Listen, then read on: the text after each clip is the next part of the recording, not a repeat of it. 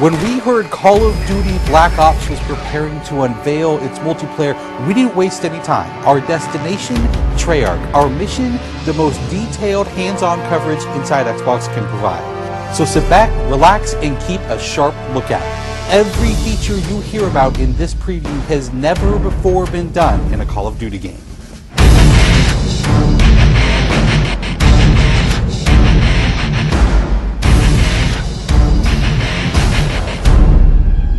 We begin where the multiplayer trailer for Black Ops left off, with theater mode.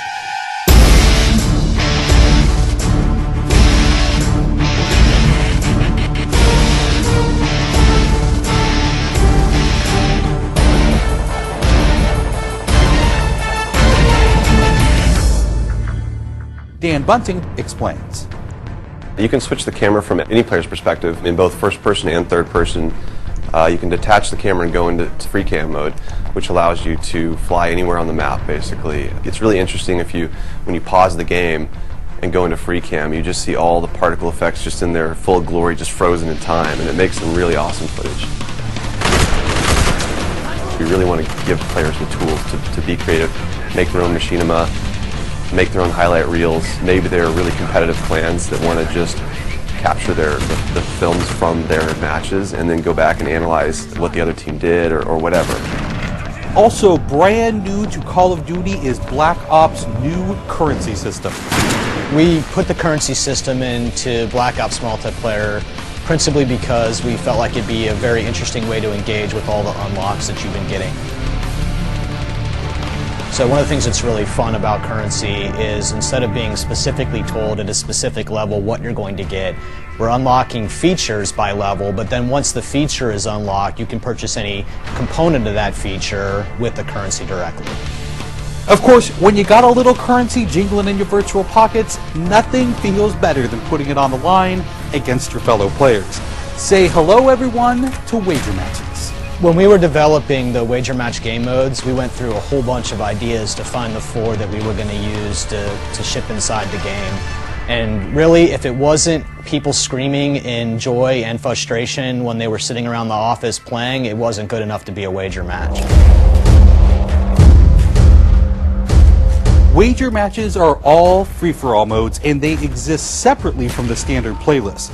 They include game modes like Gun Game, where you're in a race to score a kill with 20 different weapons, beginning with pistols and advancing through ever more explosive weaponry.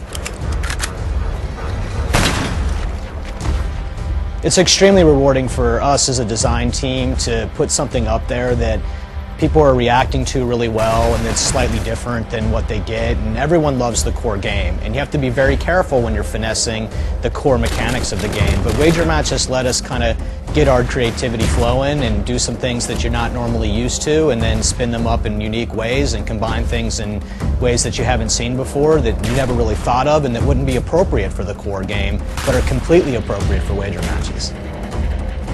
While the classic Call of Duty challenge system is still very much in place, Black Ops is also adding a new feature called contracts.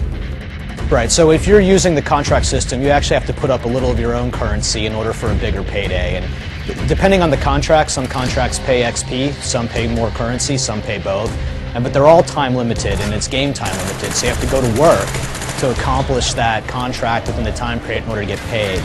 It's different from the challenges, in so much that the challenges some players like to use very aggressively, and they map out their path through the challenge system in order to maximize their XP gains, in order to level faster. And then a whole nother set of players uses the challenges sort of passively. They're there, when you get them they feel good, but contracts gives you a way to directly engage with the content inside the game. It says, hey, I'm an SMG guy, I want SMG based contracts, I'm going to chase my contract and I'm going to get paid. And that's fun.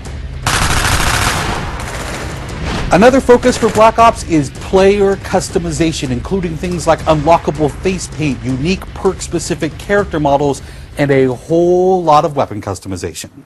We've been we stole the line from Full Metal Jacket, this is my weapon, this is my gun, and we're chanting that around the office as sort of our mantra for this feature. Originally it started with one of our designers he just made kind of an offhand comment one day where he said, you know, I really have a certain attachment to the weapon that's my favorite. I want to make that weapon mine, and that was all it took. So from there it was just, what are the things that are cool? It's like, put your clan tag on your gun, of course. And we've got, the implementer by itself is an element of creativity for players. And then the reticles, of course, why not give people the option to select what kind of red dot they have. Maybe they don't like a dot, maybe they like a circle, maybe they like a triangle, maybe they like a standard crosshair, maybe they just want a line. And then there is combat training, which allows you to get comfortable with the trappings of multiplayer by competing in matches against AI-controlled opponents.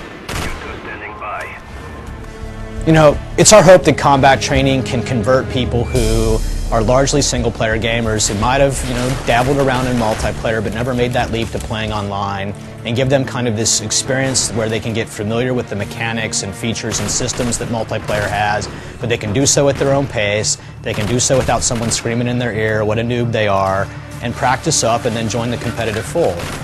Experienced players could use combat training to practice up on a particular weapon, a particular tactic, or a particular map. So we think it appeals to both audiences, but most directly it was designed to help new players get into the mix.